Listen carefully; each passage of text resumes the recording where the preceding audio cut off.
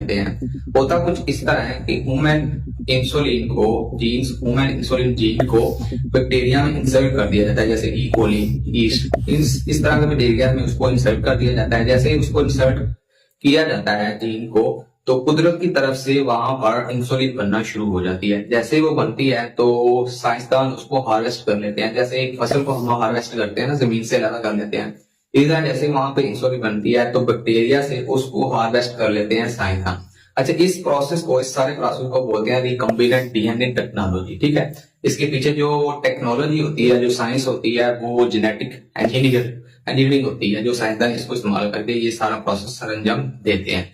अच्छा, इसके बाद फिर इसको प्योरीफाई किया जाता है, ये अगला प्रोसेस शुरू हो जाता है। फिर उसको जो है वो स्टोर कर लिया जाता है, फिर वहां से इंजेक्शन के जरिए इसको इंसर्ट किया जाता है। अच्छा, ये तरीकाकार था अब का, लेकिन इससे पहले जो है, जो आपने पिग सुना होगा, ओस, इन जानवरों से ये इंसुलिन लेकर इंसान में लगाई जाती थी। लेकिन अब ये जो तरीकाकार है कि ह्यूमन इंसुलिन जीन को बैक्टीरिया में इंसर्ट करना, वहां से इसकी पैदावार कराना, ये बहुत ही सेफ है।